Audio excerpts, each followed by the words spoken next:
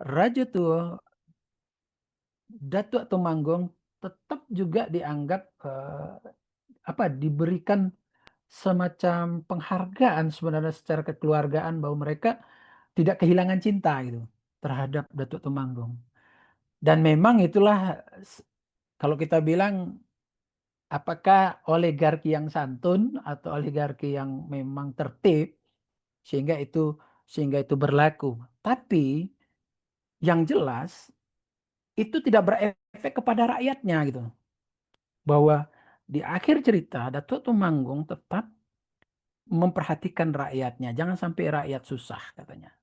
Istana sudah kebobolan, istana sudah sudah keliru dalam kepemimpinannya, tapi itu tidak berefek kepada rakyatnya. Nah, bayangkan kalau itu dalam tataran yang sudah dianggap aman-aman saja ya, di dalam tataran oligarki seperti itu. Bayangkan kalau itu terjadi di masyarakat yang tidak mempunyai pemimpin model Datuk Temanggung ini, yang sudah keliru dia itu. Kemudian dalam sistem kekeluargaannya masih ada apa namanya, eh, eh, masih ada yang menegur gitu ya, masih ada yang memberikan pencerahan gitu. Nah, kalau kalau nggak ada lagi gimana? Akhirnya kan itu tatanan bisa rusak sama sekali. Tatanan di istana rusak, tatanan di masyarakatnya juga rusak.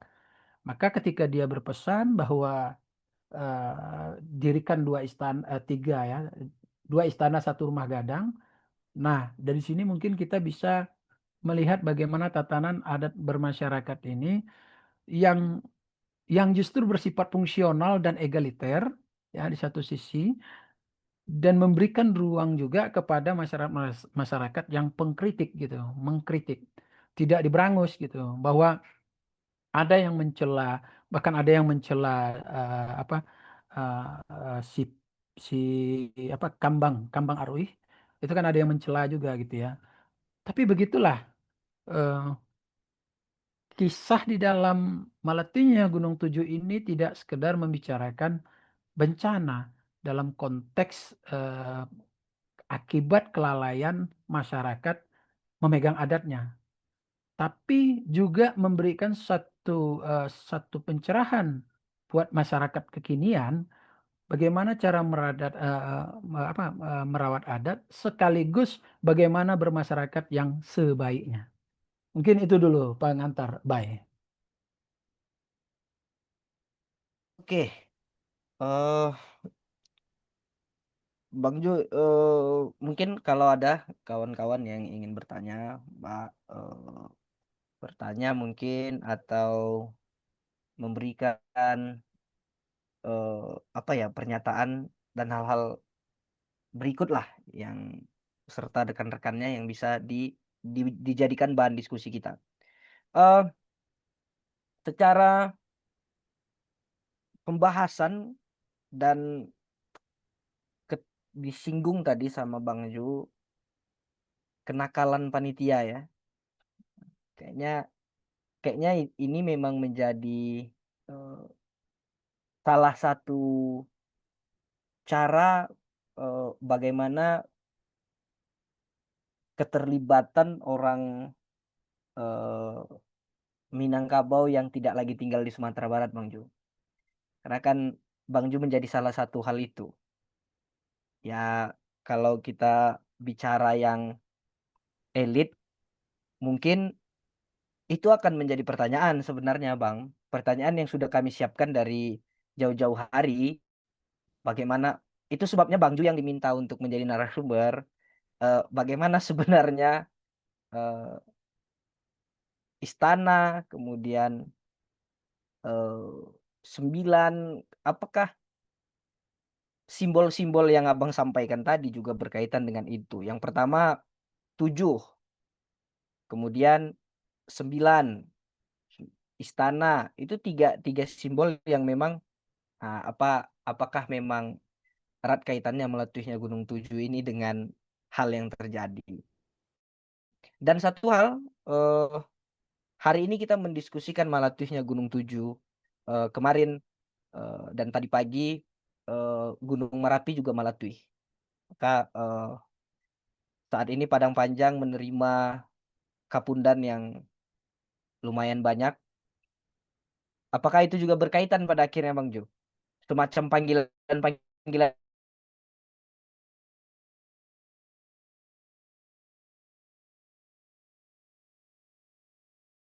Bang Jo.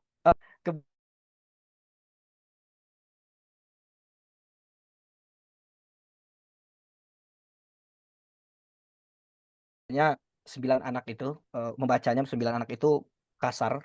Kemudian Hmm. kita kaitkan hari ini, karena Ubay hari ini kebetulan berada di Sumatera Barat ya, di Minangkabau.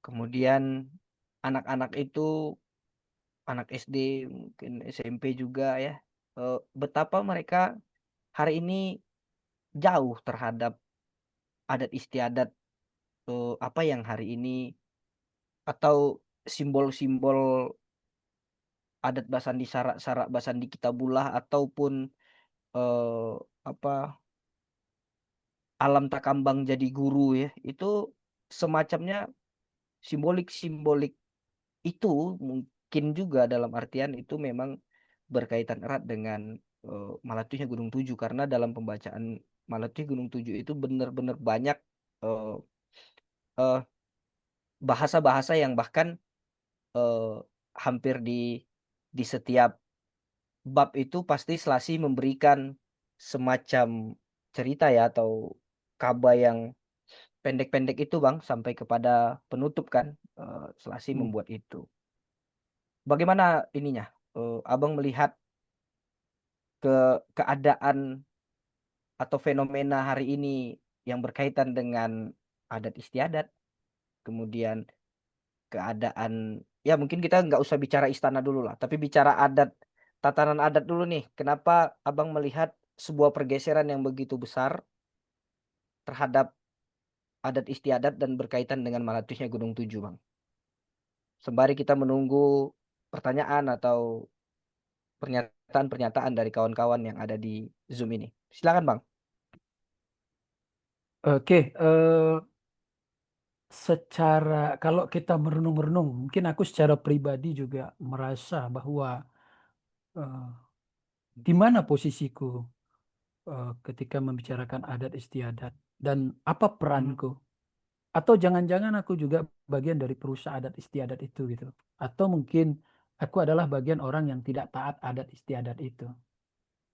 Memang ada ungkapan-ungkapan di adat bahwa adat tidak lekang oleh panas dan hujan kan begitu. Kemudian eh, ada juga hal-hal yang berkaitan adat bermasyarakat ini yang membuat kita apa namanya eh, sangat dilematis, ya sangat dilematis. Selalu ada eh, dialektika, kemudian ada hal-hal yang problematik antara adat dengan masyarakatnya gitu.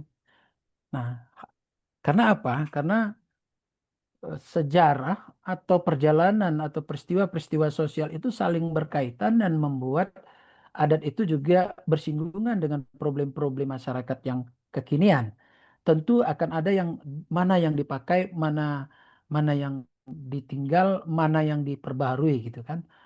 Ada ungkapan kalau nggak salah adat adat memakai ya, adat memakai kalau nggak salah dengan agama dan pertaliannya dengan agama. Nah, konteks selasi ini kita lihat kan dia tidak berkonteks ya kepada agama Islam ya, tidak berkonteks pada adat Basandi Sarak-Sarak Basandi Kitabullah. Walaupun ada beberapa ungkapan yang sebenarnya berkaitan dengan ungkapan keagamaan ya, misalnya kata ibilih ya, kan itu sejak kapan mungkin di masa itu udah mengenal konteks ibilih itu kan, iblis gitu loh kalau kita bilang kan. Nah, padahal dia konteksnya bisa dikatakan konteks dinamisme misalnya ya, konteks langit Jogomi gitu kan, kemudian konteks gunung. Nah, tapi yang jelas bahwa di sini kan kalau kita berangkat ke adat-adat Basandi alui jo patui, misalnya rasu jo pariso misalnya, kemudian bagaimana juga adat Basandi Katonan Bana misalnya. Nah, ini kan yang pada akhirnya membuat masyarakat bermufakat untuk bicara soal kebenaran. Nah, di awal kata pengantar disebutkan bahwa adat akan apa namanya, alam akan marah kalau misalnya adat istiadat di dipermainkan, adat istiadat dilanggar gitu ya. Tapi alam juga bisa marah kalau kalau adat istiadat menghukum orang yang tidak bersalah. Nah, ini kan poin penting di situ. Dan kalau dilihat dari konteks MGT tadi, Malatinya Gunung Tujuh tadi, kita fokus ke lokusnya yaitu perempuan, bicara perempuan Minang gitu ya. Kalau kita bicara konteks hari ini, ya di media sosial banyak kritikan terhadap Gadih Minang misalnya ya. Hari ini bagaimana pergaulan segala macam. Maka kalau kita mau pakai yang dikatakan oleh Yasrab, ada tahap teosofi, yaitu ketika orang membicarakan persoalan ketuhanan segala macam yang berkaitan dengan itu. Ketika terjadi bencana, orang akan mengatakan ketika itu, ya, dalam tahap teosofi itu, Tuhan marah. Maka alamnya juga ikut marah gitu. Karena perilaku manusia kan, itu teosofi. Ketika masuk ke fase teknosofi, begitu gunung meletus, orang nggak langsung bilang Tuhan marah, tapi meneliti kenapa itu meletus. Kenapa berarti ada pergeseran lempeng bumi apa segala macam kaitannya dengan kerusakan alam misalnya kan. Nah, yang ketiga adalah orang ini yang eh, kerap dianggap tidak masuk ranah untuk diperbincangkan sebagai kearifan, tapi faktanya terjadi itu yaitu libidosofi. Persetan Tuhan marah, persetan alam marah, yang penting manusia melampiaskan libidonya. Apakah libidonya itu berkaitan dengan kekuasaan, dengan keserakahan? Nah, disitulah dia. Jadi fase ini kan memang apa namanya, membuat orang melakukan sesuatu tuh nggak mikir-mikir lagi. Yang penting kejadian sudah gitu. Jadi ada tahap teosofi, teknosofi, dan libidosofi. Ini kan tahapan-tahapan yang mungkin kalau kita bicara soal modern dan posmo misalnya. Nah, kaitan dengan misalnya kalau kita bicara dengan konteks kekinian ya, bicara konteks kekinian, hmm, apa kaitannya misalnya dengan simbolik-simbolik tadi misalnya. Nah, kalau itu kan pemikiran Anne-Marie Schimmel ya, sebenarnya bicara simbolik angka-angka tadi, misalnya angka 9 keberuntungan, angka 7 adalah pilar kearifan, bahkan angka penciptaan kejadian gitu-gitu ya. Eh, aku percaya bahwa orang-orang dulu tanpa disadari mereka juga melakukan atau merawat kearifannya melalui simbol-simbol numerik ya. Misalnya kenapa harus 3 kali, kenapa harus 5 kali misalnya, ya kan? Nah, s- diungkapkan secara simbolik, secara numerik, misalnya 7 gitu ya. Ada ada ungkapan kasih 7 Maru misalnya kan. Gunung Banang 7 warna gitu misalnya. Ya kan ada wangi apa bunga 7 rupa Kembang 7 rupa. gitu misalnya. Mm. Nah, jadi kan ungkapan-ungkapan ini sebenarnya adalah bagian sikap primordialnya manusia dan itu kalau diteliti kan sangat berkaitan dengan perjalanan hidup manusia itu sendiri gitu ya. Misalnya kayak kenapa mesti 7 gitu kan. Nah, bahkan di dalam politik pun selalu ada kan diungkapkan ada tim 9, tim 8 macam-macam. Ada orang karena keberuntungannya mungkin di situ gitu. Nah, kalau kita lihat melatihnya Gunung Tujuh dari cerita ini, yang disebutkan Gunung Tujuh ini kan sebenarnya kan sangat anu ya, sangat apa namanya, absurd ya, ya sangat absurd gitu ya. Kalau misalnya Gunung Tujuh itu yang mana gitu, apakah gunungnya tujuh atau apa, tidak dijelaskan di karya ini, ya, tidak dijelaskan di karya ini. Kemudian kalau kita kaitkan lagi dengan Koto Tujuh itu yang mana saja? Apakah Koto Tujuh itu yang disebut Koto Tujuh? Jadi kan banyak ya, misalnya kayak di kampung kami ada Koto Sabaleh ya kan, itu.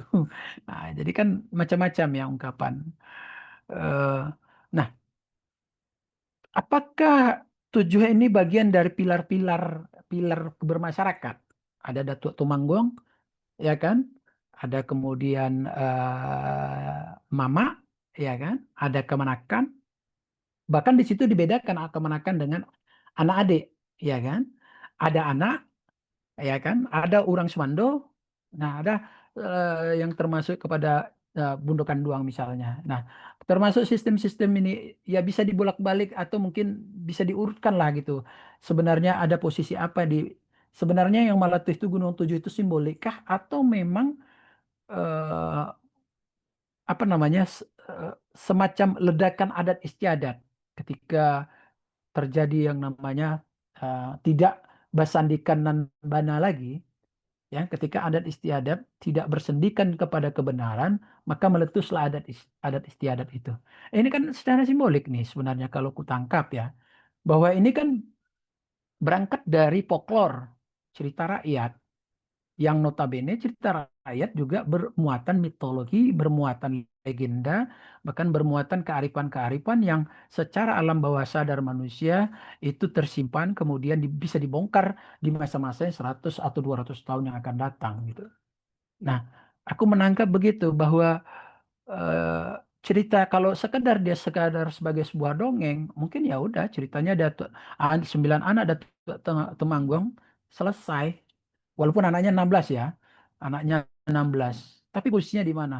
Kemudian posisi si Kambang Aruh ini sangat sentral.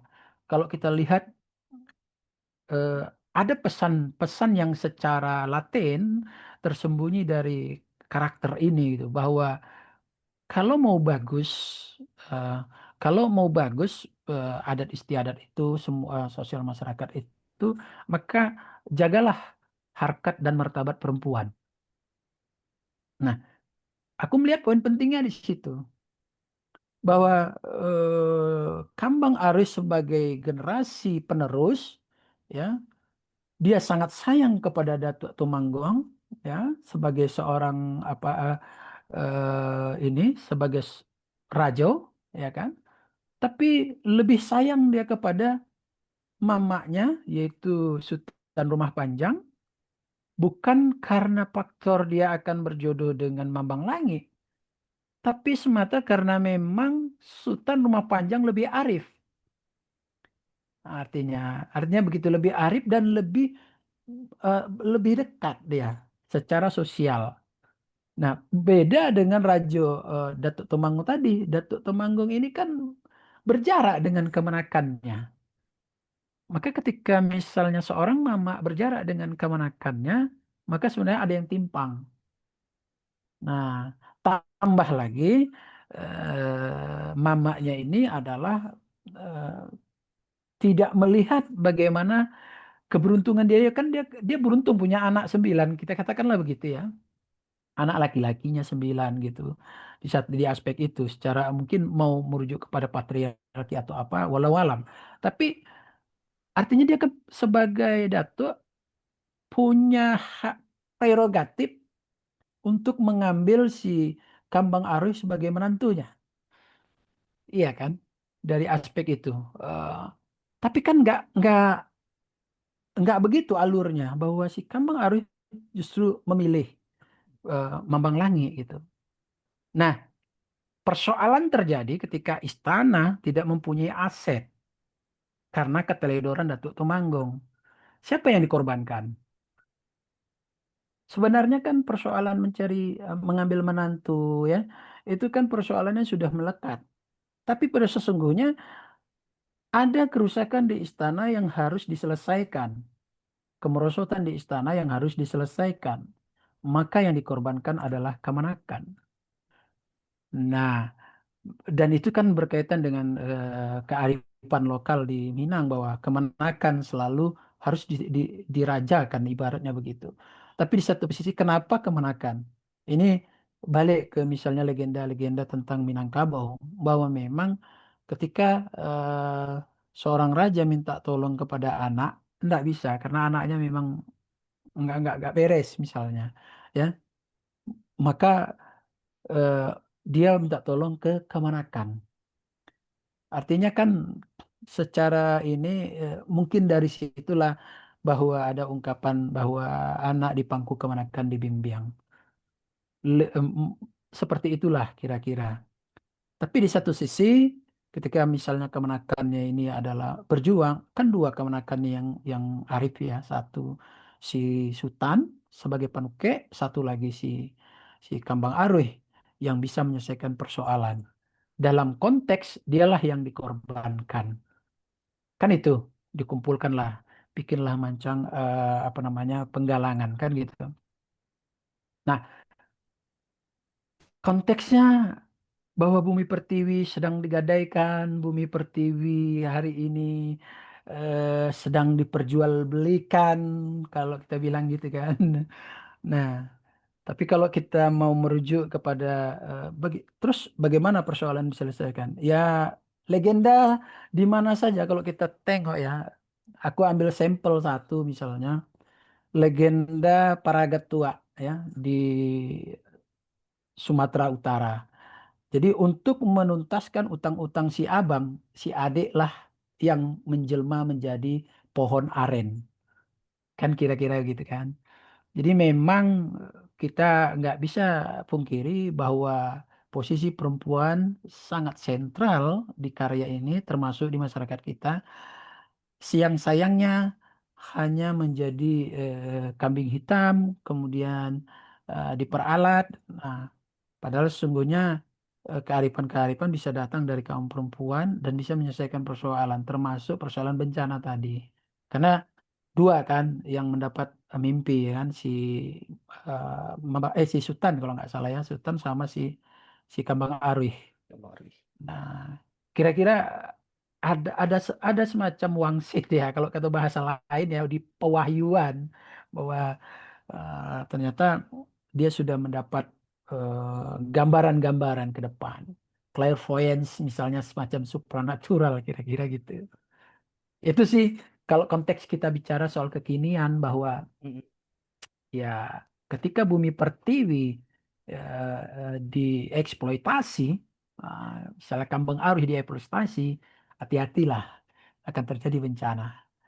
Nah, dan itu karena keserakahan manusia, persoalan teosofi, teknosofi, dan libidosofi, silakan renungkan sendiri. Kira-kira gitu. Berarti Eh, berarti tidak tidak diberitahukan secara gamblang. Abang melihat kemarahan alam ini jika dikaitkan dengan eh, apa namanya dengan meletusnya Gunung Tujuh, kemarahan alam yang dari sisi yang mana nih? Yang yang yang memang oh berarti alam memang dirusak, makanya dia marah. Tapi ataukah alam memang sedang terjadi adat dan fitnah yang begitu luar biasa, makanya alam juga marah gitu. Itu kan nggak dibongkar secara apa dia ya, nggak dibongkar secara detil dia ya, agak-agak aja dia. Eh kalau begitu Mbak Arini perempuan hanya jadi kambing hitam kata Mbak Arini ya. Eh, Oke, silakan ini diingatkan kembali bagi peserta yang hari ini ikut dalam MBG bukan MGT. eh Boleh melakukan menuliskan di chat. eh, saya ingin bertanya atau boleh angkat tangan sebagaimana Bang Arbi agar kita tetap hidup ya. Bagaimana diskusi kita ini tidak menjadi saya dan Bang Ju, tapi ini kita eh, siapa saja boleh, yuk kita sama-sama berbincang-bincang karya Selasih tentang meletusnya Gunung Tujuh. Oke, disilakan Bang Arbi. Baik, makasih, baik. Eh, ini menarik sekali. Eh, aku jadi pengen balik ke Medan malam ini gara-gara dengar Bang Jo dengan tiga sopinya, bukan tiga sapi ya. Ada libido sopi, teknosopi, sama teosofi tadi. Eh, Bang, aku minta maaf nih, aku bukan ingin interogasi, tapi aku kok eh, pengen sekali tahu gitu. Eh, Sampai hari ini karya-karya Selasih yang mana saja yang telah Abang baca, itu satu. Yang kedua, kalau bisa dicakap-cakapkanlah eh, judulnya. Yang kedua, gimana Abang setelah membaca karya-karya Selasih itu, eh, ketertarikan Selasih ini yang bisa diambil yang bisa disaripat, yang bisa diekstraksi oleh kita hari ini, baik itu penulis atau non penulis, seniman non seniman, pokoknya apa yang pesan yang menurut Abang konsisten diusung oleh Selasih gitu dari pembacaan Abang, apa yang konsisten yang selalu itu sangat dominan di menjadi kayak uh, identity yang perlu di dimunculkan kembali gitu untuk kita hari ini. Karena aku tadi nggak kepikir Bang Jo menghubungkan MBG maksudnya MGT itu dengan kondisi uh, kondisi bernegara, kondisi hidup bersosial, kemudian kondisi bencana yang terjadi dan terus kita alami gitu ya, dan terus kita alami sampai hari ini, karena memang tahun 85 sampai tahun 91, tahun 94 Selasih kan disibukkan kembali untuk mengumpulkan ingatan-ingatannya yang berkaitan dengan sastra lisan, kemudian dimintakan untuk ditulis, ya termasuk salah satunya adalah Malatunya Gunung Tujuh. Mungkin itu Bang Jo, aku jadi pengen ke Medan tuh ya, Bay, ke Tempuling kayaknya, Bay. Baik, makasih. Assalamualaikum warahmatullahi wabarakatuh. Nunggu apa Eh, cakap baru ke Medan ya. kita apa dulu Bang Jo ya? Kita Ya, siap, siap. jawab dulu lah Bang Arbi gitu ya. Baru Boleh, kita boleh. minta Mbak Arini nanti ya. Boleh, Silakan Bang boleh. Jo. Eh, Mohon maaf Arbi, kalau bicara soal karya-karya Selasih yang paling apa itu kan kalau tak untung yang pernah kita apa namanya sejak sekolah itu dibicarakan sinopsisnya segala macam ya kan cerita. Karya-karya yang lain sendiri paling bisa kita kita telusuri mungkin lewat perpustakaan dan sayangnya perpustakaan tidak semua menyediakan buku-buku misalnya kayak rangkaian sastra, kemudian nakoda lancang atau mungkin puisi-puisinya gitu ya. Tapi nama Selasih itu kan melekat menjadi apa dalam konteks eh, sosok ya, dalam konteks sosok pengarang ya. Karya-karyanya memang aku tak banyak membaca karyanya karena mengaksesnya agak susah.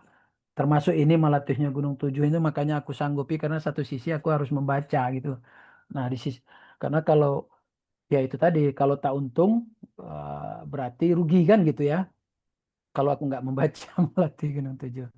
Dan yang catatan buku-buku tadi, misalnya Nakoda Lancang tadi itu kan agak agak susah kita mengakses. Kemudian yang digital juga nggak sembarangan kan gitu, dicari juga payah. Nah itu satu kelemahan kearsipan di negeri ini. Eh, Misalnya ya jangan tanyakan saya, jangan tanyakan anak-anak sekarang. Segenerasi saya saja mungkin udah terbata-bata mengingat kembali judul-judul itu, termasuk mencari, membaca lagi. Tapi bersyukur kita kalau panitia memang mau mengumpulkan itu, mendokumentasikan itu menjadi sebuah pemikiran yang bisa ditularkan kepada generasi-generasi penerus.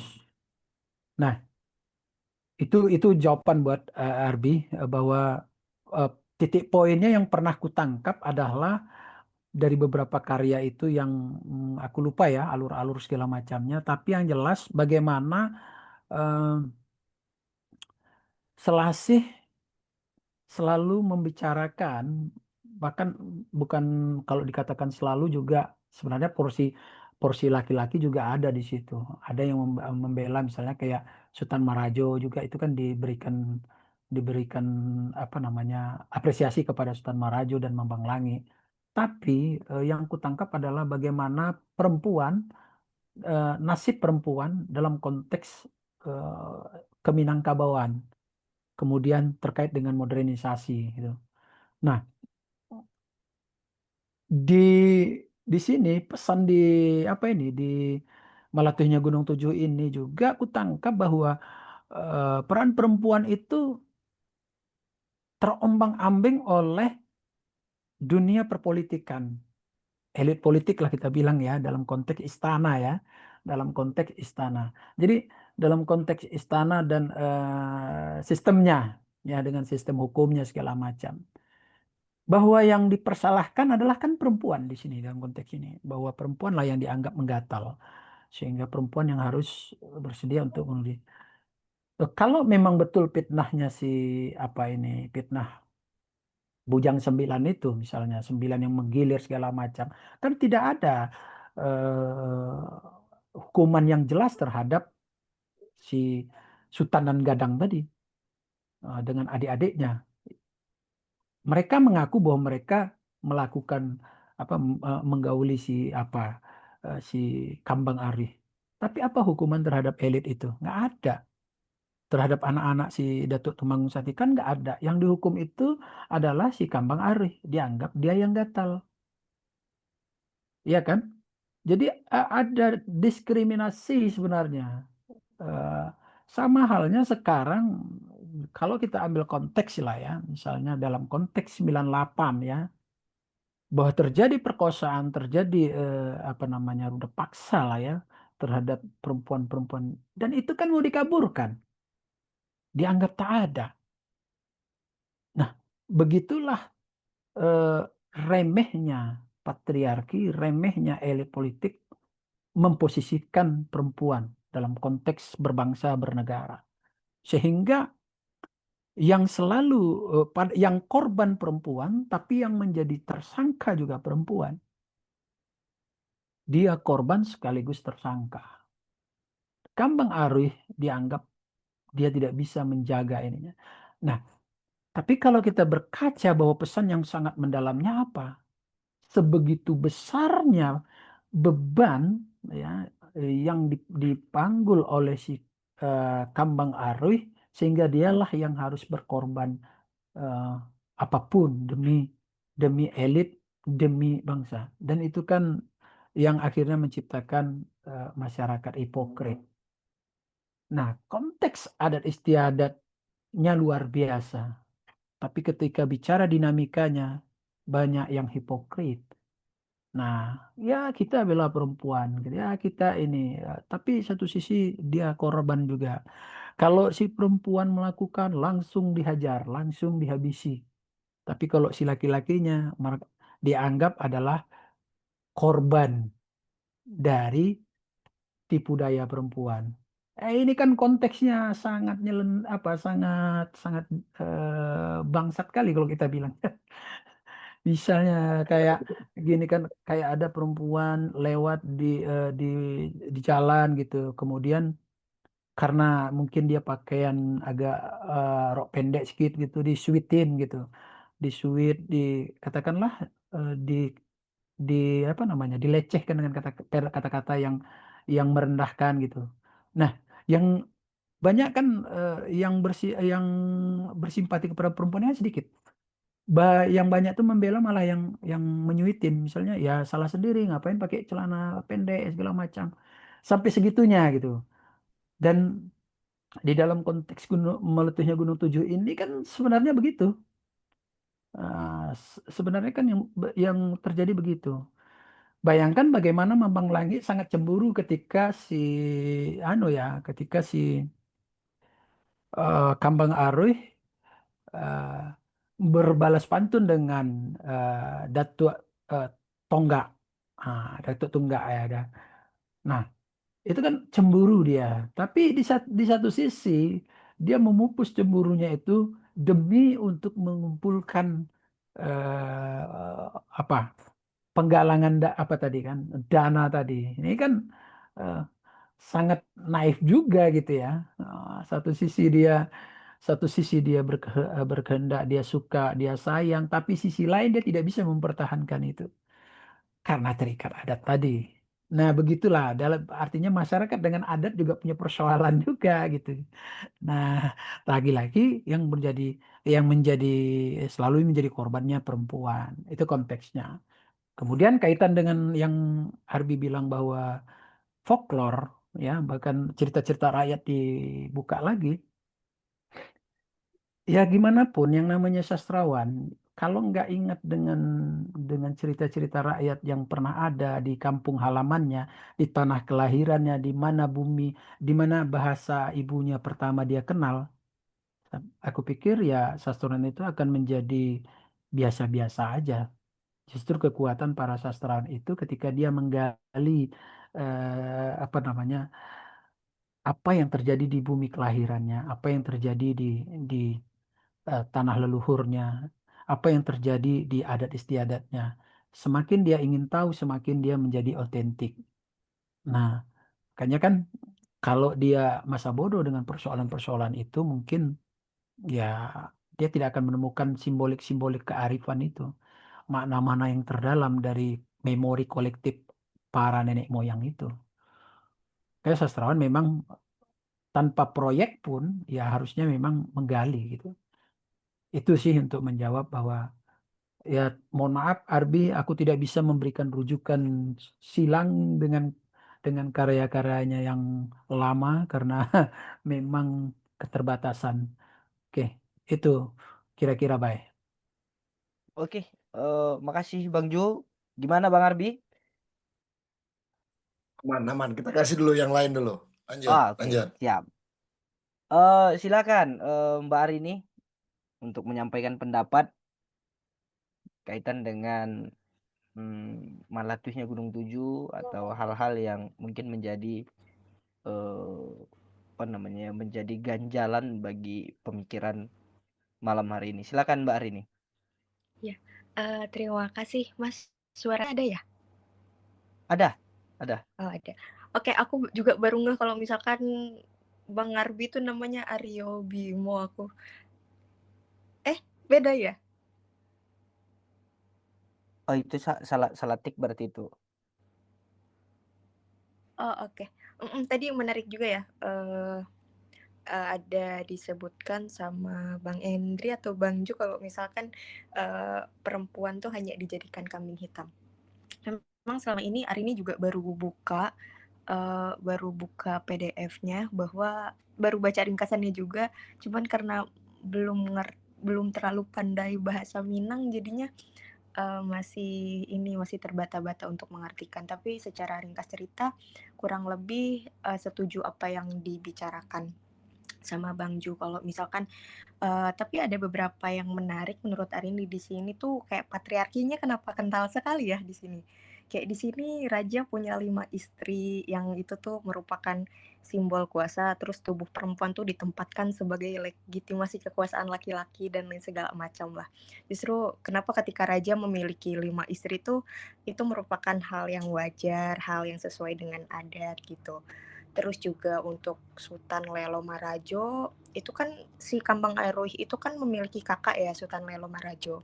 Kemudian memikirkan bagaimana, kemudian Arini berpikir kalau misalkan Arini jadi Kambang Aruy, Arini kayaknya akan sangat iri kepada Sultan Lelo Marajo, yang kenapa dia tanpa harus melakukan sesuatu apapun secara langsung gitu, dia akan bisa menggantikan raja hanya karena gendernya laki-laki gitu.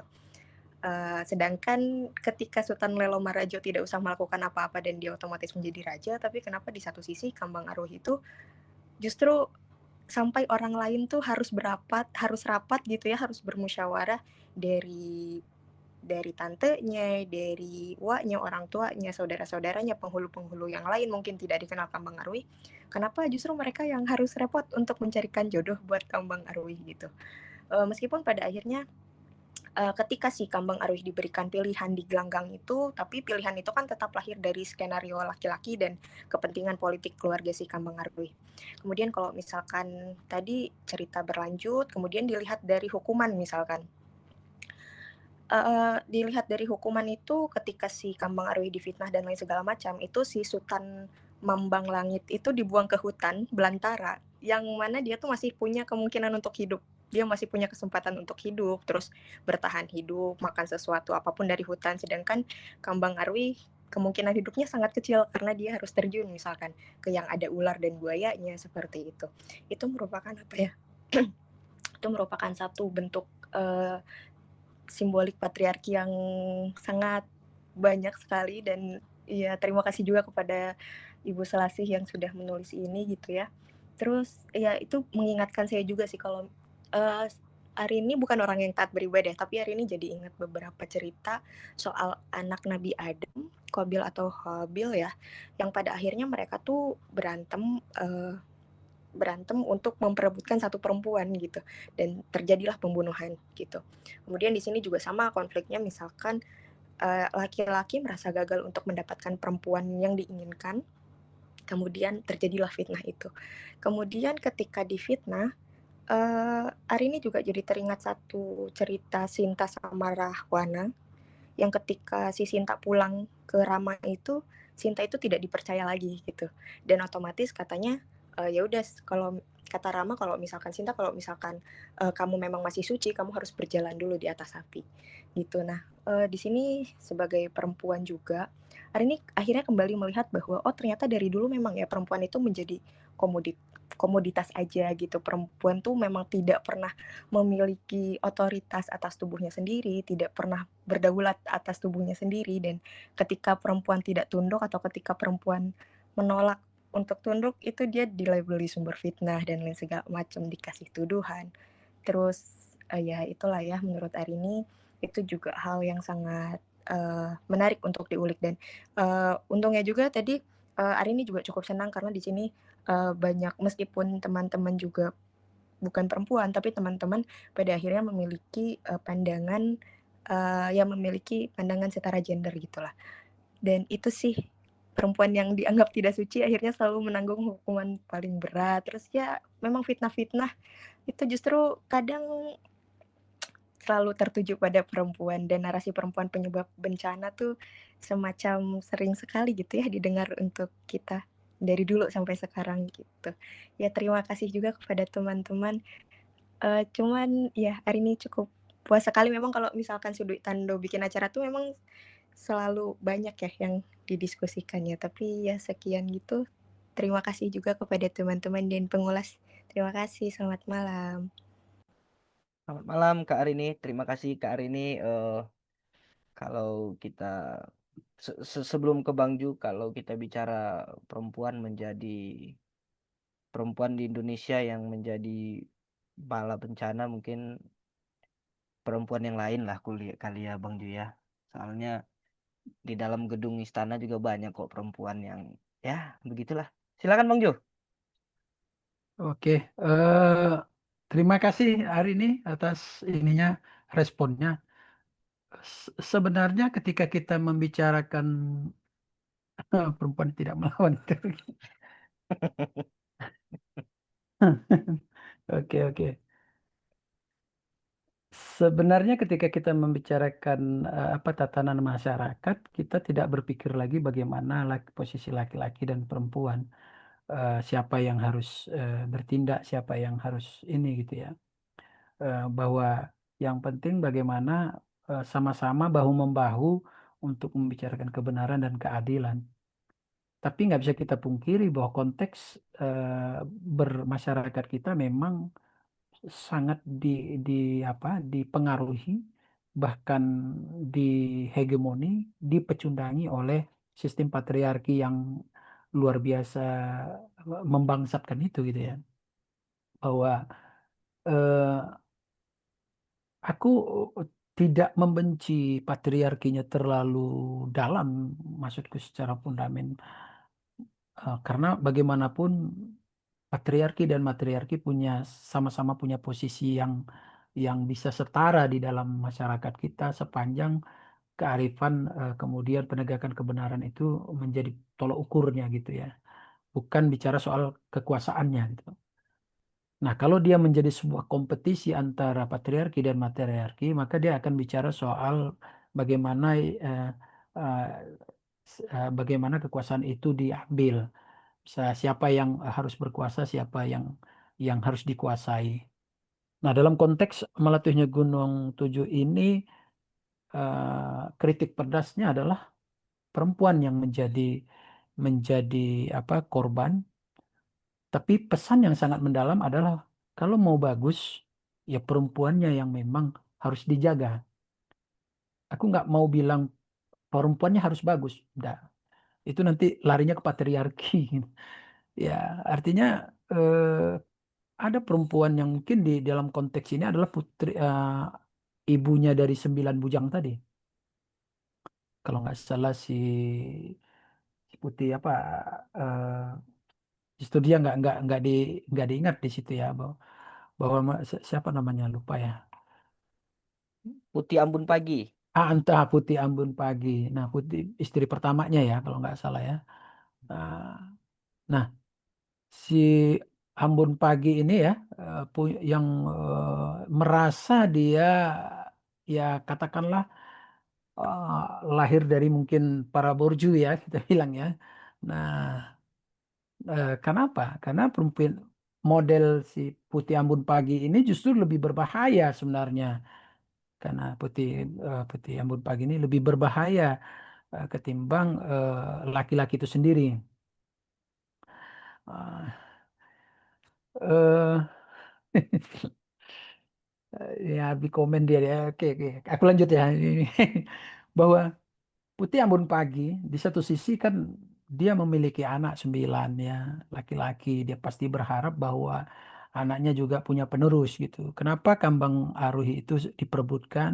Tidak sekedar bicara elok, elok apa namanya, elok parasnya, tapi Tingkah elok laku. budinya juga. Nah, bayangkan sebangsat-bangsatnya 9 bujang tadi, toh mereka pingin juga bersanding dengan Kambang Arih kan gitu. Dalam konteks itu bahwa eh, Datuk Tumanggung punya generasi atau keturunan yang nggak beres, tapi dia ingin ke depan juga harus ada keberesan, maka dia akan ngotot untuk memiliki si Kambang Arih. Artinya memang ya padahal bibit-bibit bobotnya kan sama di sekitar itu juga gitu ya. Wah, ya anak apa kemenakan dia gitu.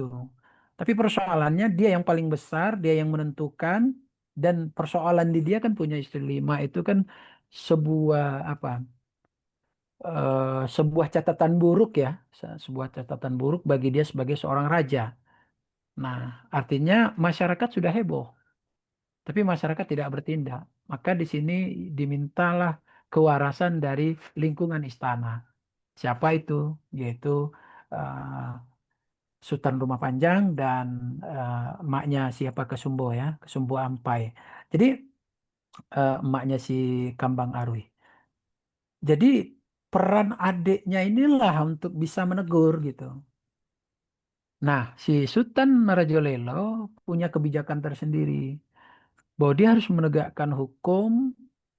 Kalau memang tidak ada bukti segala macam dia kembang hukum, kemudian dia juga tidak apa tidak frontal karena dia berpikir jangan sampai rakyat menjadi korban. Nah, ini kan pemikiran dalam kategori kalau kita bilang intelektual atau cerdik pandai ya, cerdik pandai. Panungke. Bayangkan kalau dia itu masuk kategori Sangkuni, mungkin dia akan apa atau bayangkan kalau dia berpikir berpro kepada patriarki. Nah, itu naluriah dia bicara soal keadilan dan bagaimana merawat negerinya. Ini konteksnya kayak Bisma kalau di apa kalau iyalah kayak Bisma ya, kayak Bisma di konteks pewayangan ya, bahwa dia mencintai negerinya gitu. Dia tidak bicara soal genetik ya, tidak bicara adiknya sebagai adik kandungnya, dia tidak bicara soal Datuk Tumanggung, tapi dia bicara konteks negeri. Ini kalau dalam pewayangan namanya Bisma lah kita bilang. Nah, eh, kemudian si apa namanya si Sultan Rumah Panjang juga eh, patriarki dari satu sisi, tapi sisi lain dia juga memang dianggap kurang-kurang ini ya, kurang kurang kuat ya, masih si Datuk Tumanggung lemah, dia juga agak lemah juga. Bahkan kalau kita baca ini kita agak bersimpati kepada Datuk Tungga gitu ya ketika dia bilang kalaupun tercemar nggak ada masalah bagiku katanya tapi ku bawalah istriku ini ke sana ke kampungnya kan gitu. Tapi sisi lain dia kan ingin memiliki Kambang Aruh itu dalam konteks ketubuhan. Nah, dalam konteks ketubuhan dan keeloan budi dia paham gitu sehingga dibilang tercemar pun dia siap bawa itu. Nah, dalam konteks itu kan dia sebenarnya ingin menyelamatkan, tapi sisi lain kan tidak tidak masuk ranah feminis juga. Kalau misalnya Kambang Aruy jelek, mau nggak dia? Kan itu juga persoalan, kan gitu kan? Nah, nah, di situ sebenarnya yang kutangkap bahwa ketika misalnya kalau ada bencana selalu dikaitkan dengan oh ini perempuan, wah, perempuan harus bersih, perempuan ini. Pertanyaannya memang kenapa mesti perempuan? Misalnya perempuannya tidak bersih misalnya ya, misalnya Kambang Arif begini, apakah bencana itu nggak bisa juga dikarenakan si Datuk Tumanggung lemah? Nah begitulah konstruksi patriarki ada muncul di Tanah Minang itu, yang katanya matriarki. Nah, jadi matriarki dan patriarki justru malah hanya bicara soal pewarisan saja sebenarnya dalam konteks itu. Matriarki, persoalan-persoalan waris, misalnya siapa yang mewarisi. Nah, walaupun misalnya dalam konteks kerajaan itu yang mewarisi adalah laki-laki dalam konteks kepemimpinan Panungke, laki-laki yang diberi peran. Tapi rumah gadang, posisi si Mandeh Rubiah tadi, dibikinkan rumah gadang. Ini kan konteksnya ada 3 istana ya. Istana besar, istana kecil, istana rumah gadang. Wah, setelah itu barulah mau bikin istana apa lagi terserah kan gitu. Itu permintaan Datuk Tumanggung Sati ketika dia mau mati. Nah, si begitu si perempuan si Kambang Aruy selamat, kemudian dia juga harus menunggu kan. Artinya tatanan kalau bicara tatanan adat masyarakat tadi makanya dibilang matrilineal karena dia berpusat kepada si perempuan. Resikonya adalah bisa jadi perempuan menjadi korban, ya kan? Eh, Bisa juga adat istiadat juga agak mandek misalnya. Itu menjadi resikonya. Kenapa? Karena ketika perempuan memegang adat secara ketat segala macam sehingga dia terkurung di situ, maka hal-hal lain dia tidak bisa lakukan gitu. Misalnya modernisasi ya perempuan nggak boleh begini nggak boleh begini sehingga dia terkurung. Begitulah salah satu sisi kalau kita bicara soal apakah ini lemah atau enggak matriarki tadi, dia mengurung perempuan dengan matriarki tadi. Gitu. Nah, sementara laki-laki yang boleh bebas kan, kemana boleh punya bini satu, dua, tiga gitu ya kan. Kemudian merantau ke sana boleh, sementara perempuan harus menjaga kampung halaman. Jadi pesannya kan sebenarnya kan jelas bahwa kalau mau menjaga adat istiadat, menjaga kampung halaman, maka jagalah perempuannya. Jangan sampai kemana-mana. Kan itu. Dan itu kan sebenarnya terkesan patriarki. Bahwa perempuan jaga rumah. Ya kan hal-hal yang bersifat domestik jadinya. Nah, bayangkan kalau perempuan nggak, aku tidak mau di kampung halaman, aku mau keluar, misalnya mau ke Eropa, mau ke ini. Oh, itu pantang, perempuan Minang nggak boleh jauh-jauh karena dia menjaga kampung halaman. Tapi di sisi lain, yang suka menggadaikan kampung halaman itu justru mamanya dari pihak, ya kan? Justru mamanya kan, artinya paman-pamannya. Makanya yang menggadaikan kampung pamannya, yang suruh nunggu kemanakan. Kemana? Nah, sementara ya itulah selalu ada problem di dalam adat istiadat itu sendiri. Makanya ketika muncul adat Basandi Sarak, Sarak Basandi Kitabuloh, itu pun masih punya problem-problem. Di mana pasangnya? Apakah setelah kita memakai Kitabullah, laki-laki berhak begini kan? Enggak juga. Jangan misalnya, waduh, itu kan yang sempat menjadi apa namanya konflik pikiran juga di Buya Hamka kan gitu. Sebagai ulama yang ya tentu pasti akan membicarakan aspek-aspek pewarisan segala macam. Ah, Nah, itu hal yang sangat problematik sebenarnya. Jadi eh, kalau kita mau mengerucutkan, yang membuat itu menjadi persoalan paling pelik itu adalah karena bicara soal sistem bermasyarakat yang berorientasi kepada kekuasaan. Artinya sudah bicara kekuasaan, bukan membicarakan persoalan bagaimana egaliternya masyarakat. Jadi misalnya tidak peduli perempuan itu jadi raja atau atau jadi tungkek, tapi bagaimana perempuan tetap dihormati sebagai penentu hasil keputusan. Kan begitu. Kalau kulihat bagaimana si Sultan Marajulelo sudah bingung mau merumuskan apa, kan yang mengambil peran adalah Kambang Arwih. Tidak masalah saya dihukum, saya siap meloncat. Kan dia sadar dengan ketubuhannya. Dan disitulah fungsi perempuan. Bahwa ketika dia bertitah, yang lain tuh harus manut. Jadi sebenarnya mungkin secara praktiknya laki-laki yang memerintah, tapi pada titik tertentu perempuanlah yang harus memberikan titah. Inilah uniknya matrilineal ini. Ini uniknya di situ. Jadi laki-laki sudah bersepakat, tapi yang menentukan hidup matinya Kambang Arwih adalah Kambang Arwih sendiri. Nah, karena begitu hormatnya dia terhadap sistem masyarakat, sistem hukum itu yang sudah dilanggar oleh kaum laki-laki. Nah, itu keunikan matriarki di Minangkabau. Itu baik kira-kira. Siap.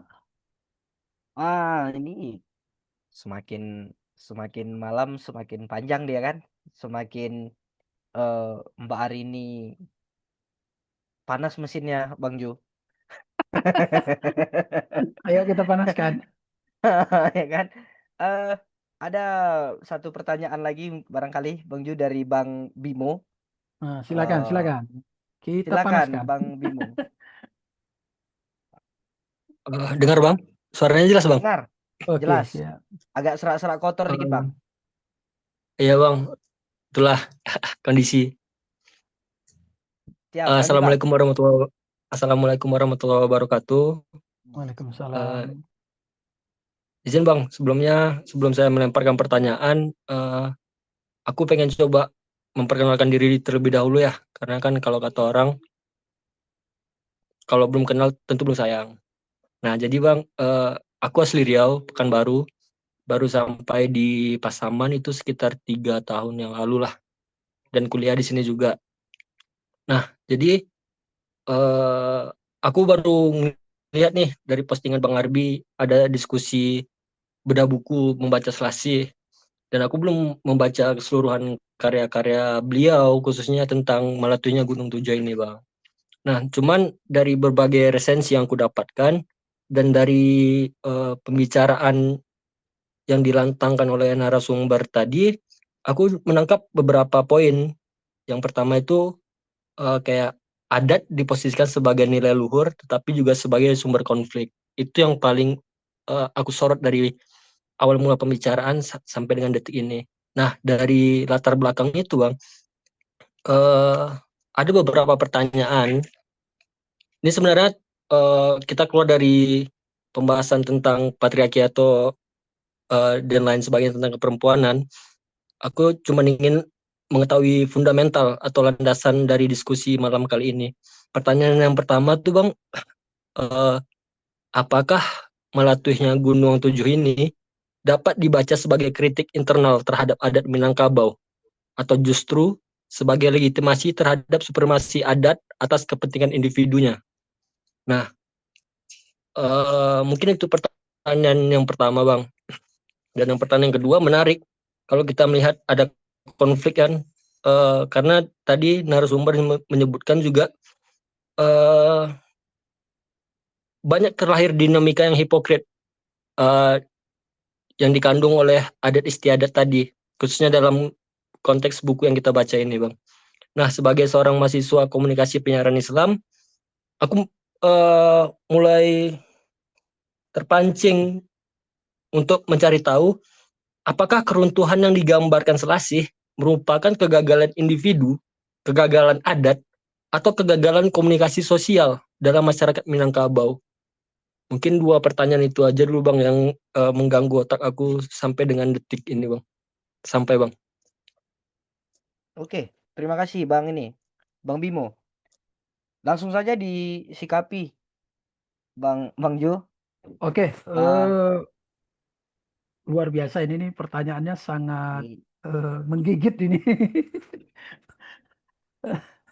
Eh, yang mungkin yang pertama terkait apa ya, terkait apakah NGT, kritik internal apakah atau supremasi apakah karya individu. ini Hmm, kritik internal? Aku melihat begini, bahwa setiap karya sastra ya, karya sastra apakah dia berakar dari tradisi, misalnya semacam folklore atau apapun yang berkaitan menjadi bahannya ya, yang bisa menjadi karya sastra terbarukan,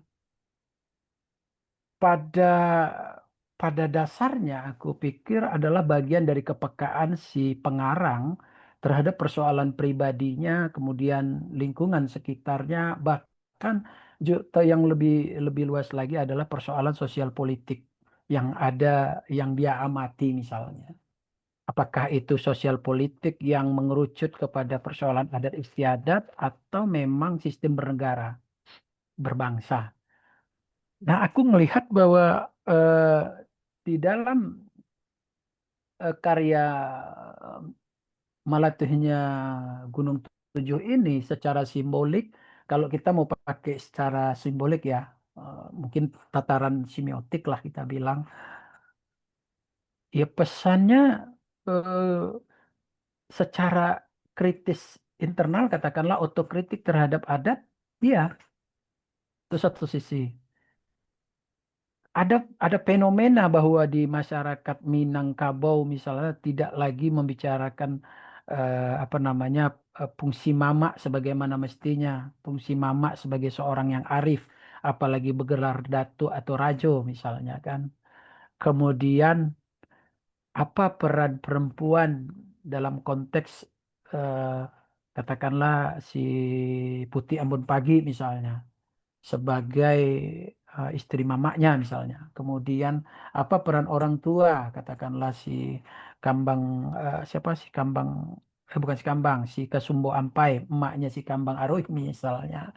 Kemudian apa peran abang-abangnya misalnya, yang harusnya kalau kita garis bawahi bahwa fungsi abang-abangnya ini, katakanlah dari anaknya si Datu Tumanggung ataupun dari abang kandungnya si Sultan Majorelo atau Mambang Langi, adalah kan yang melindungi perempuan itu gitu. Nah, eh, karena fungsinya adalah melindungi, tapi kenapa itu nggak dipakai oleh nggak digunakan oleh abang-abangnya itu? Justru ada yang eh, ingin apa ya, mengambil seolah-olah itu mengambil haknya. Nah, ini hakku adalah hak Sultan Nan Gadang misalnya menjadi suami misal tuh, seolah-olah si Kamaru ini adalah hak dia. Dalam konteks adat kan itu kan semacam kritik juga bahwa segitunya gitu ya, untuk memiliki perempuan itu harus sebegitunya. Artinya seolah-olah perempuan hanya hak milik. Nah, kalau kita tanya secara dalam, apakah ini bukan adat yang seperti ini, bukankah ini semacam biang konflik juga gitu. Misalnya kalau si Kambang Aruy dia bebas menentukan sikapnya untuk memilih laki-laki lain sesuai dengan impian dia ya, dengan apa yang dia harapkan. Terus karena adat nggak boleh. Kan itu menjadi bibit konflik juga kan. Artinya dia tidak diberikan kebebasan. Nah, mungkin disitulah otokritiknya. Bahwa si Kambang Aruy terlepas itu dia menjadi apa namanya eh kepada si Datuk Tonggak ya. Datuk Tonggak manipulasi lah kita bilang ya. Itu kan untuk kepentingannya adat juga. Sehingga untuk kepentingan adatnya atau misalnya kepentingan kekuasaan, kepentingan adat, pada akhirnya Kambang Aruy harus dijodohkan dengan Datuk Tunggal. Dalam konteks itu, misalnya kayak si eh, Datuk Tunggal diberi apa? Diberi syarat dia akan menikahi si Kambang Aruy, tapi setelah setahun dia diceraikan. Itu kan suatu hal yang aneh juga gitu ya. Nah, artinya dia dia dijadikan semacam hanya barang gitu kan. Kan itu tidak adil bagi Kambang Aruy. Nah, di satu sisi itu kritik juga bahwa ada juga perempuan yang seperti itu akhirnya demi adat dia merelakan persoalan pribadinya. Nah, demi apa apa obsesi pribadinya misalnya ya, demi demi adat istiadat dia akan ini kan obsesinya. Nah, itu yang menurut aku secara eh, kalau secara ini ya, renungan bahwa itu semacam otokritik terhadap Keminangkabauan, kemudian filosofi-filosofi itu. Nah, aku nggak tahu apakah misalnya ketika dipelintir, misalnya dia diolah menjadi karya baru, terus dimasukkan unsur-unsur adat Bakam apa adat Basandi Sarak Basandi Kitobolo itu, mungkin akan beda lagi gitu. Nah, tidak ada kritik lah misalnya sama kayak kritik orang terhadap karyanya si Buya Hamka juga kan. Tenggelamnya kapal Panderwich dan di bawah lindungan Ka'bah itu kan juga ada konflik-konflik adat gitu.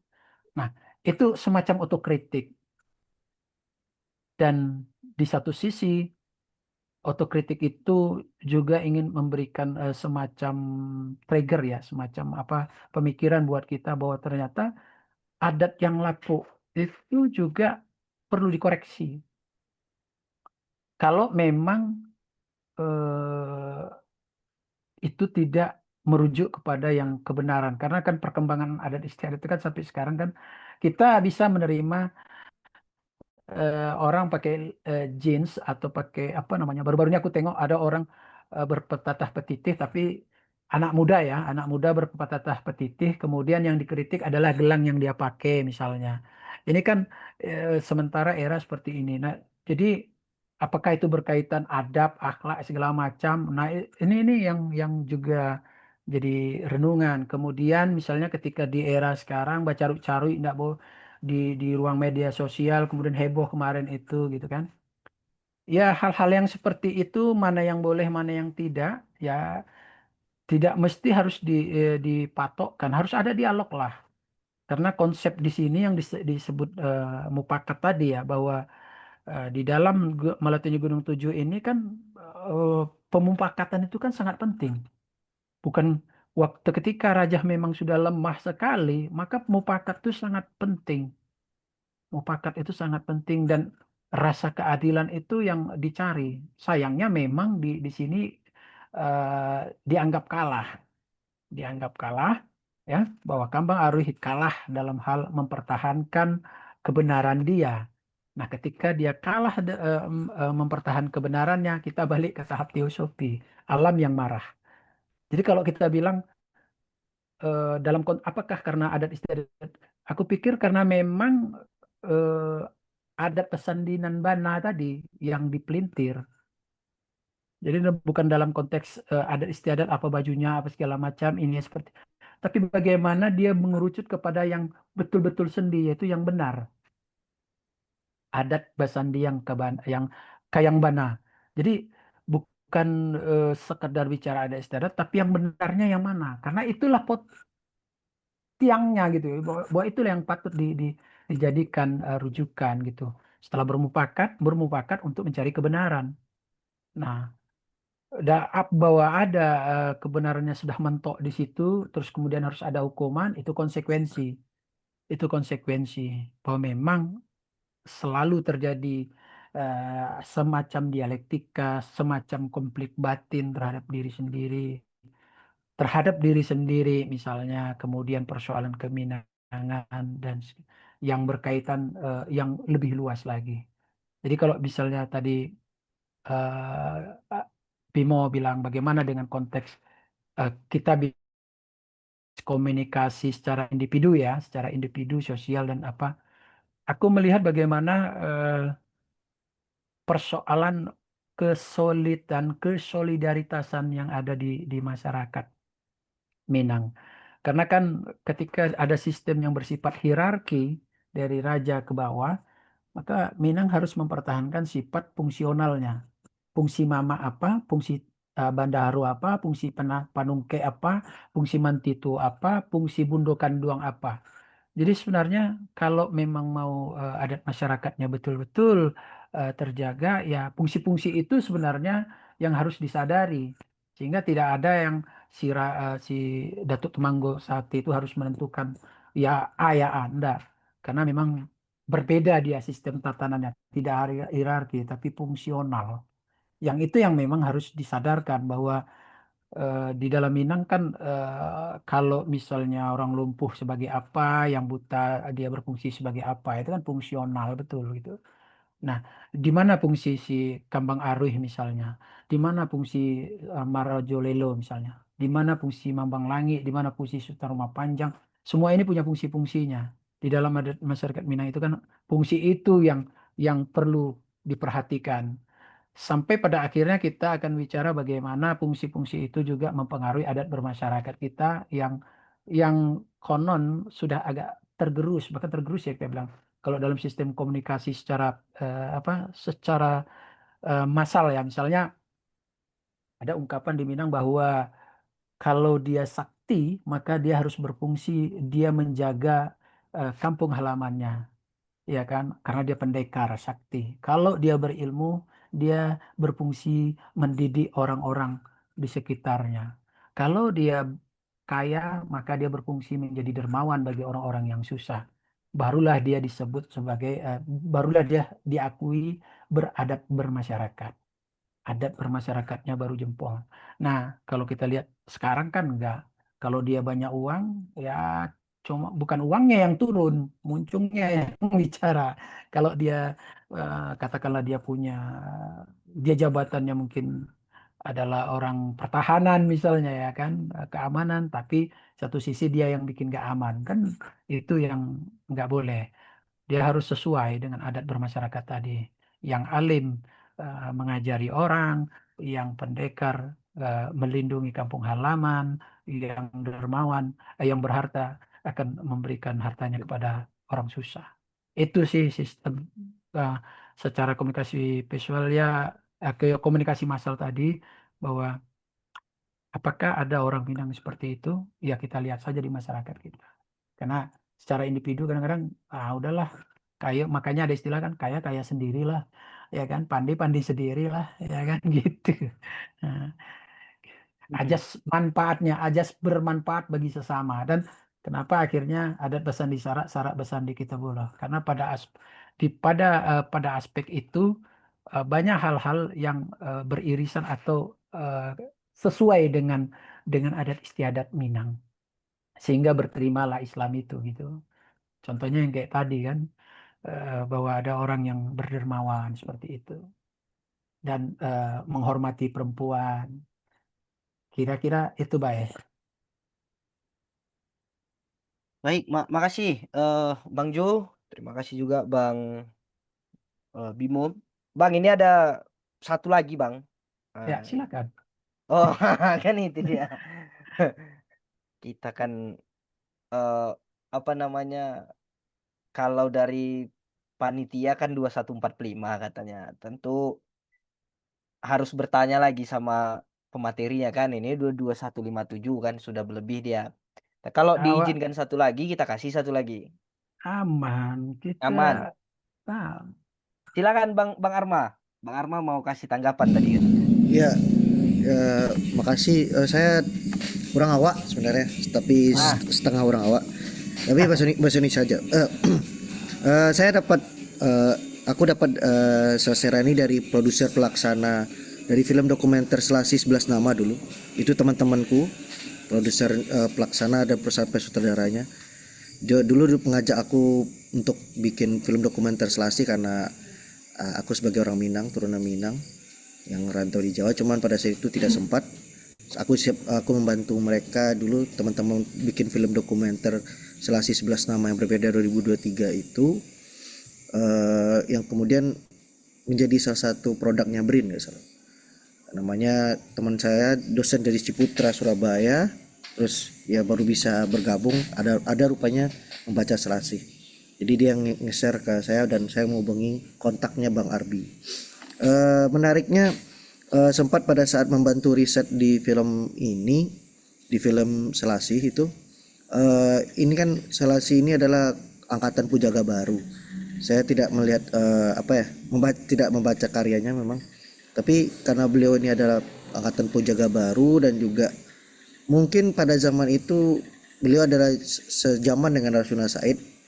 Ada di mana zaman perempuan Minang memang punya suara, punya kebebasan dalam berpikir dan berekspresi, sehingga kan Ibu Selasih atau Syariamin Ismail ini menjadi salah satu anggota Dewan Perwakilan Rakyat Daerah di Riau pada saat itu, dan juga berbagai tulisan dan karyanya.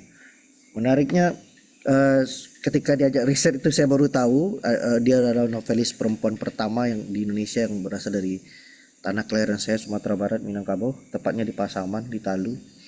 Jadi sedikit membantu dan sampai ada di doodle di Google. Mungkin tanggapannya itu saja gitu.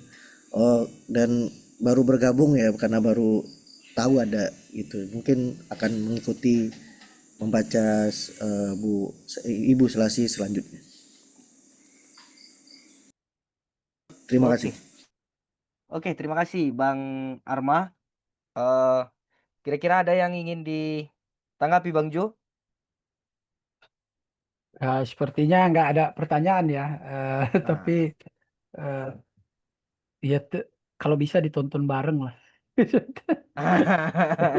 Filmnya itu ya paling tidak menarik. ya Selasih 11 Nama kita, Ya, 11 nama berbeda bisa kita tonton mungkin di Pasaman, di Padang ya, Panjang juga sebagai tempat Selasih menimba ilmu ya.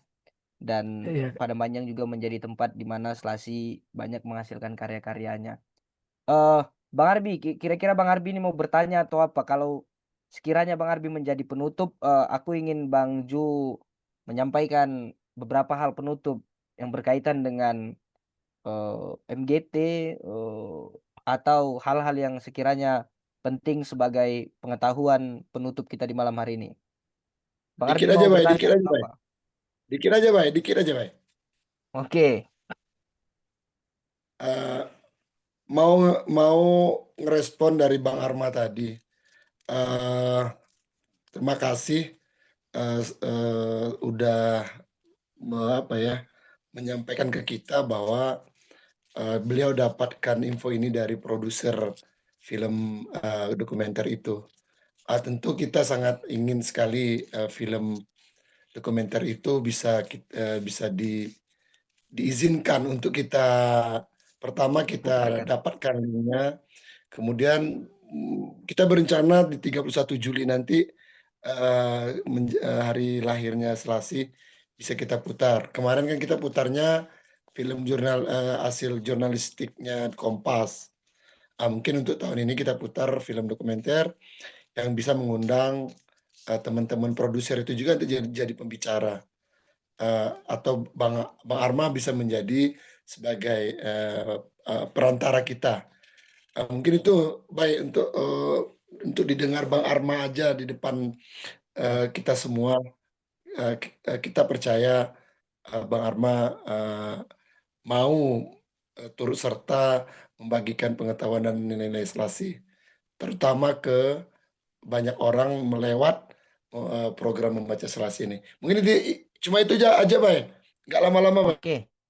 Oke, siap Bang Arbi. Terima kasih Bang Arbi. Terima kasih juga Bang Arma. Untuk itu tadi saya minta Bang Ju lah untuk memberikan penutup atau kalau kata orang kan apa kalimat pamungkas katanya Bang. Tapi jangan kalimat pamungkas lah. Kita lebih menarik dengan pandangan-pandangan penutup kita di malam hari ini ya, sebelum Ramadan kan, sebelum Ramadan. Tausiah ya. Silakan Bang. Oke, aku mau melihat ini dari beberapa poin ya, bahwa tadinya aku mencoba untuk berspekulasi bahwa pemikiran Melatuhnya Gunung Tujuh ini apakah juga bisa dikawinkan dengan pemikiran Mahatma Gandhi misalnya ya. Ada 7 hal yang merusak masyarakat kita misalnya. Ya kan 7 hal juga ya kan. Ya salah satunya adalah ketika bicara soal elit politik yang tanpa etika misalnya itu. Kemudian kaum berilmu tanpa kemanusiaan, dan ada beberapa poin lagi. Misalnya kayak kita bicara soal Datuk Tumanggung dengan anak-anaknya ya. Nah ini kan berkaitan dengan itu elit-elit misalnya. Tapi poin pentingnya aku mau merujuk begini, bahwa seberapa penting karya Selasih yang notabene adalah penjaga baru dibicarakan lagi. Apakah kita sedang bereforia dengan misalnya program-program yang ada misalnya ya di pemerintah, misalnya kita bilang 100 tahun ini, 100 tahun ini, 100 tahun ini gitu. Lantas habis itu dilupakan.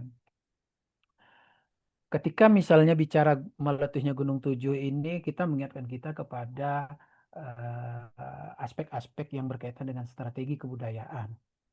Dan itu salah satu poin penting adalah bagaimana kita membongkar, merekonstruksi ya, bahkan mendekonstruksi bahkan, kemudian kita mencoba membuat konstruksi baru pemikiran atau budaya kita dari yang lama misalnya. Kalau kita ingat ya Pujangga Baru itu kan ada pertarungan antara Barat dan Timur misalnya kan.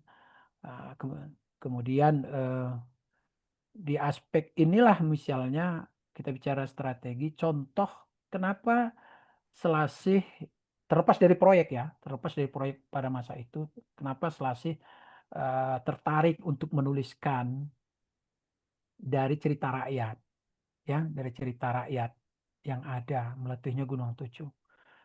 Kemudian di bagian buku ini juga kan ada juga itu dialog-dialog Sultan Marajo itu kepada Mambang ya, Sultan Marajo juga kepada masyarakat setempat. Ada apa di sana di Kota Tujuh? Dia nyamar jadi apa ya? Jadi pedagang ya. Saya berdagang, saya mau ke Kota Tujuh. Apa yang terjadi di Kota Tujuh ketika begitu dia mendengar gunung itu meletus? Terus tanggapan masyarakatnya kan beda-beda itu.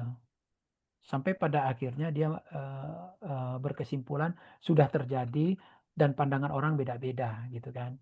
Nah, dari konteks itu saja sebenarnya, dari cerita itu saja melahirkan cerita baru. Jadi dalam teori strategi tadi bahwa ada mitos kemudian rekonstruksi kita bilang, atau dialihwahanakan, memunculkan mitos baru, begitu seterusnya hidup ini. Dari mitos Gunung Tujuh nanti akan apakah melahirkan mitos baru lagi, dan siklusnya katakanlah dia apakah linear atau segala macam, tapi yang jelas mau tidak mau, suka tidak suka, kita berpatokan ke sana. Dan itu salah satu keunikan sastrawan, dia bisa menggali itu.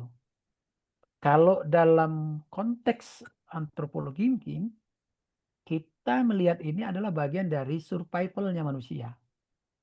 Misalnya, meletusnya Gunung Tujuh itu dulu mungkin diingat masyarakat setempat bagian dari kearifan lokal, yang mana tahu ketika ada musibah terjadi, ya, dia akan berpikir, oh ini ada yang salah dalam masyarakat. Nah, dari konteks itulah aku melihat bahwa apa pentingnya Selasih dibicarakan? Salah satunya adalah supaya ada orang yang membicarakan ini, supaya ada bahan renungan, bahan kearifan di masa datang yang tidak tercabut dari akarnya. Sehingga tidak saja Selasih, mungkin penulis-penulis yang akan datang, penulis masa sekarang akan menggali cerita rakyat itu, dialihwahanakan dengan kayak tadi, dialihwahanakan dalam bentuk dokumenter, kemudian atau dialihwahanakan dalam bentuk seni pertunjukan misalnya, film segala macam, itu untuk satu merawat, kedua itu juga bagian dari naluri survival. Aku ingin kasih contoh bahwa Amerika misalnya, tengok ya, kalau Amerika kan propagandanya kan jelas ya, bikin superhero. Superhero-nya diangkat dari mana? Dari kasana Yunani lama macam-macam yang berkaitan dengan peradaban mereka. Oke, apa tematik propaganda mereka ketika mereka meluncurkan superhero? Yaitu menjadi polusi dunia. Oke, hari ini kita saksikan bersama bahwa Trump sudah menjadi polisi dunia. Dan industri budayanya mendukung ke sana. Atau sudah terkonstruksilah oleh pemimpin-pemimpin itu. Kenapa? Hati-hati makanya dengan pemikiran. Makanya hati-hati dengan produk budaya. Bahwa dengan produk budaya seperti itu akhirnya menghasilkan pemimpin yang seperti itu gitu. Walaupun itu sebenarnya ada kearifan yang nggak dipikirkan oleh pemimpinnya sekarang. Nah, begitu juga ketika kita melihat meletusnya Gunung Tujuh ini, baik sebagai mitos, sebagai sebuah cara naluri untuk survival di alam semesta, di dalam adat istiadat, di dalam kampung halaman, tapi di sisi lain juga dia akan membentuk pemikiran-pemikiran baru, melepaskan produk-produk baru atau mewujudkan produk-produk baru, misalnya kayak sains. Mestinya ketika bicara meletusnya Gunung Tujuh, mungkin akan lahirlah pendeteksi gempa dari orang Minang. Harusnya kan begitu. Meletusnya Gunung Tujuh itu apa kaitannya? Oh begini, ketika tatanan masyarakat rusak, ya kan? Ketika tatanan rusak, maka akan terjadi yang namanya bencana. Simple. Loh itu kan mitos. Nah sekarang tugas sains, tugas ilmu pengetahuan membuktikan itu. Betul nggak? Ketika ada adat masyarakat rusak, pasti alamnya ikut rusak. Itu kan konteks. Hari ini kita lihat misalnya ada galian C, ada tambang ini, tambang apa, macam-macam lah tambang ya. Nah, itu kan jelas ketika adat istiadat masyarakat di satu tempat itu rusak, maka boleh kita simpulkan secara spekulatif di awal pasti sudah terjadi eksploitasi sumber daya alam. Nah, itu yang mungkin kaitannya dengan Selasih, bahwa sudah terjadi kerusakan alam. Nah, di dalam meletusnya Gunung Tujuh, yang merusak tatanan adat, kemudian yang mengeksploitasi sumber daya adalah Datuk Tumanggung Sati. Bayangkan di daerah itu mereka miskin ya, kerajaan yang miskin kita bilang ya, itu karena salah siapa?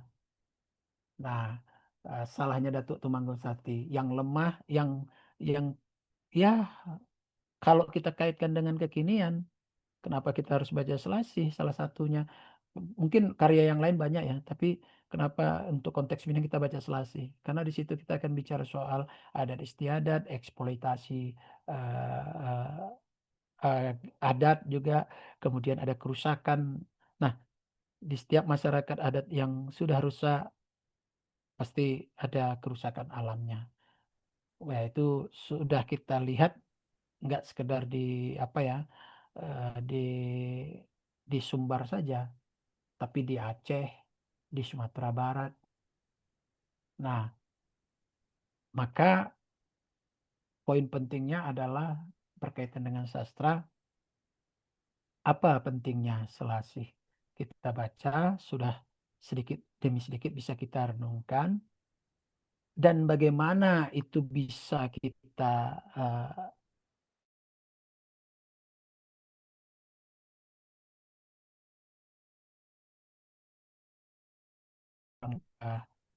kita diri kita pribadi, komunitas, mau masyarakat, ayo bacalah karya sastra. Karena salah satu kelemahan bangsa kita adalah lemahnya pembacaan dan tafsiran masyarakat kita terhadap karya sastra. Kalau aku tangkap yang dibilang Peter Elberger adalah daya imajinasi kalau sudah dirawat, kemudian sikap-sikap ideal perlu diwujudkan, maka tesis ke-25-nya itu adalah ingin membuktikan bahwa masyarakat yang solidaritas akan terwujud. Karena apa? Karena imajinasinya diberi ruang. Kemudian sikap-sikap idealnya diapresiasi. Sikap kambang aruih diapresiasi. Kemudian sikap imajinasinya misalnya kayak dia bermimpi, itu juga diberi ruang. Nah, kalau enggak, maka akan ya bukan tatanan adat saja yang rusak, alam pun akan marah. Itulah bahasa alam mungkin, karena gimana pun alam berkaitan dengan masyarakat atau manusianya. Ya, aku pikir kalau bertanam bunga selasih, tanamlah juga di dekat perigi, ya, bunga melati, ya, tanamlah juga melati di dekat perigi. Ya, cukup sekian dan terima kasih. Mudah-mudahan kita bisa bertemu lagi. Terima kasih, Ubay. Oke. Saja. Terima kasih Bang Jo. Ya, Terima kasih atas waktu yang diberikan di tengah kesibukan di Kota Medan. Kemudian ada pameran foto juga kita lihat, ada juga ngobrol buku. Tengah kesibukan kita masih diberikan waktu untuk berdiskusi tentang Selasih. Terima kasih juga kepada seluruh kawan-kawan yang hadir, baik yang di Sumatera Barat maupun di luar dari Sumatera Barat. Eh, Semoga bisa mengikuti bincang-bincang membaca Selasih di berbagai macam atau di beberapa episode ya, di beberapa episode selanjutnya yang memungkinkan bagaimana kita mengetahui nilai-nilai kalau hari ini melatuhnya Gunung Tujuh, mungkin di kemudian hari kalau tak untung pengaruh keadaan dan ya, karya-karya Selasih lainnya menjadi sesuatu yang sama-sama kita renungkan, sama-sama kita kalau bahasa Bang Judi warawirikan bahwasanya Selasih itu ini loh gitu, bahwa bahkan bagi kita bagaimana sebenarnya Selasih itu dalam bayangan kita adalah Selasih bukan dalam teritorial milik Pasaman, tapi ya, Selasih adalah eh, milik Indonesia yang bagaimana mewakili barangkali seminimalnya itulah perempuan Sumatera gitu loh, perempuan Sumatera tanpa kalau kata Bang Arbi, maka Sumatera kita lebih kuat, kita lebih bulat pengucapannya Sumatera. Bagaimana itu sebabnya hari ini sastra perempuan dan Sumatera yang akan menjadi titik berangkat kita di tim membaca Selasih 2026.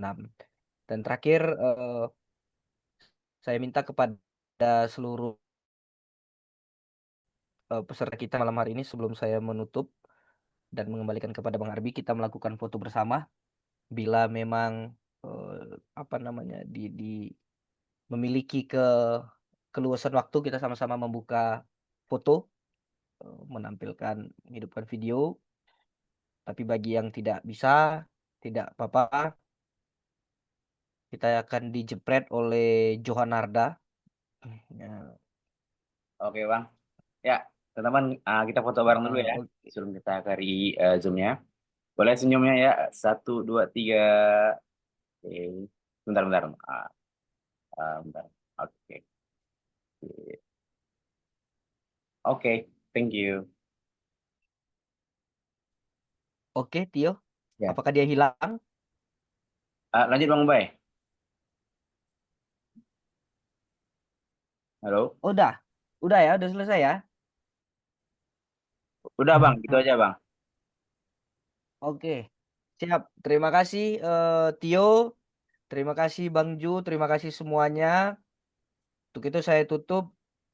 Assalamualaikum warahmatullahi wabarakatuh. Waalaikumsalam. Silakan Bang Arbi. Terima kasih Bang Jo. Walaupun seperti kata Mbak Arini, dia pengennya episode membaca Selasi ini sama panjangnya dengan Cinta Fitri katanya. Amin. Amin ya Allah. Mudah-mudahan kita sama-sama bisa wujudkan. Sekedar bocoran kawan-kawan, tanggal 20 Februari ini kita